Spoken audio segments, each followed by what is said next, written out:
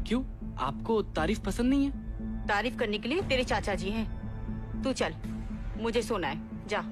वैसे दादाजी भी आपकी बहुत तारीफ करते। आपने उन्हें तो कुछ नहीं कहा। क्या बकवास कर रहा है तू?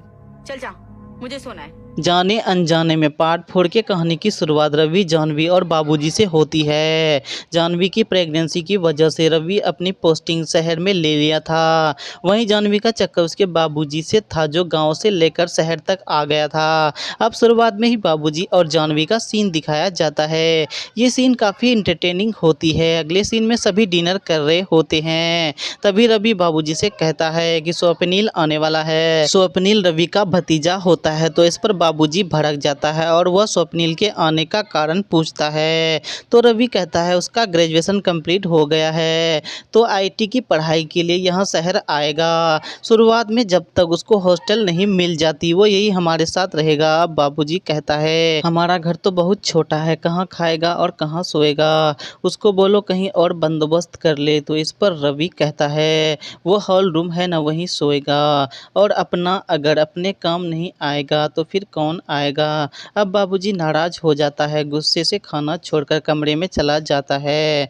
बाबूजी को स्वप्निल के आने की वजह से वह चांदनी को ठीक से प्यार नहीं कर पाएगा, इसलिए बाबूजी चाहता था कि स्वप्निल उनके बीच का कांटा न बने। अब रात में रवि जाह्नवी के साथ पलंग तोड़ करना चाहता था, लेकिन जाह्नवी पहले से ही बाबूजी के साथ रोमांस कर चुकी थी, जिसकी वजह से वह थके होने का बहाना बनाते हुए सो जाती है। रवि रोमांस करना चाहता था। अगले दिन तीनों नाश्ता कर रहे थे, तभी स्वप्निल वहां आ जाता है। वहीं रवि स्वप्निल के लिए कहता है कितना छोटा था पहले, लेकिन अब देखो कितना बड़ा हो गया है। अब बाबूजी स्वप्निल से कहता है तू अकेले आया है, तेरा बाप साथ नहीं आया। तो स्वप्निल कहता है कि फसल कटने का समय आ गया था, जिस वजह से वह नहीं आ पाया। अब स्वप्निल सफर में काफी थक गया था, जिस वजह से वो सोने चला जाता है। वहीं रवि भी ऑफिस चला जाता है। दूसरी ओर जाह्नवी कमरे में झाड़ू लगा रही थी, तभी बाबूजी पीछे से आके जाह्नवी को जकड़ लेते हैं और प्यार करने लगते हैं। लेकिन जाह्नवी को बहुत काम था, इसलिए वह कुछ करना नहीं चाहती थी, लेकिन बाबूजी का दिल है कि मानता नहीं और वह जाह्नवी से जोर जबरदस्ती करने लगता है। अब जाह्नवी बाबूजी को छुड़ाते हुए वहां से चली जाती है। बाबूजी के छोटे चेतन में हलचल हो रहा था, इसलिए बाबूजी हाथ से ही उसको शांत करता है।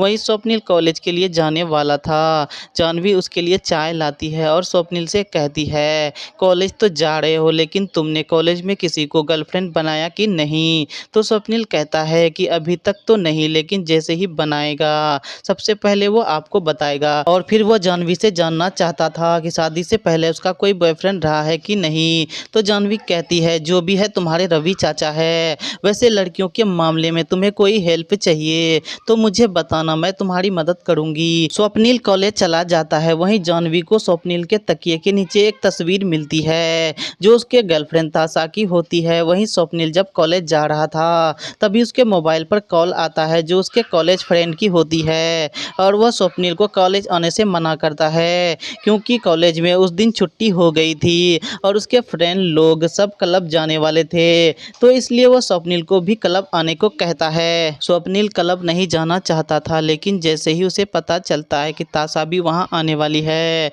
तो वह तैयार हो जाता है और वापस घर जाने लगता है, क्योंकि उसे बैग रखना था और ताशा के लिए तैयार होना था। वहीं बाबूजी अपने कमरे में सोते हुए एक सपना देखता है, जिसमें वह देखता है कि स्वप्निल जाह्नवी के साथ पलंग तोड़ कर रहा था। बाबूजी ये देखकर घबरा जाता है और वह सोचता है कहीं स्वप्निल जाह्नवी के साथ रोमांस न कर ले, इसलिए वह भागता हुआ जाह्नवी के पास पहुंचता है और शुरू हो जाता है। दोनों रोमांस करते हुए कमरे में पहुंचता है और यहाँ पर दोनों एक दूसरे के साथ एंजॉय करने लगते हैं। वहीं जब स्वप्निल घर पहुंचता है जहाँ पर वह चाची को आवाज देता है, लेकिन कहीं कोई नहीं होता है। फिर वह चारों ओर देखता है तो उसे पता चलता है कि बगल वाले कमरे में आवाजें आ रही थी, तो वह धीरे धीरे दरवाजे को खोलता है और देखता है कि बाबूजी जाह्नवी के साथ रोमांस कर रहा था। स्वप्निल को यकीन नहीं हो रहा था कि बाबूजी ऐसा भी कर सकता है। अब स्वप्निल के दिमाग में खुराफाती आइडिया आना शुरू हो जाता है और उसके दिमाग में चरमसूख वाला हलचल भी होने लगता है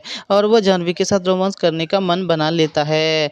वह दोनों के सीन का एमएमएस बना लेता है। यहीं पर पार्ट 1 की स्टोरी एंड हो जाती है। उल्लू की ये सीरीज उस समय काफी ज्यादा पॉपुलर हुई थी। सीरीज के अंदर दीपक शर्मा और जिनी जैज ससुर और बहू के कैरेक्टर में खूब लोकप्रिय हुए थे। इस सीरीज के बाद इन दोनों की जोड़ी हमें मूवी की सीरीज जानबूझकर में देखने को मिला था। इसी तरह की लेटेस्ट सीरीज की स्टोरी के लिए आप हमारे चैनल फैंटेसी फॉर यू को सब्सक्राइब करें।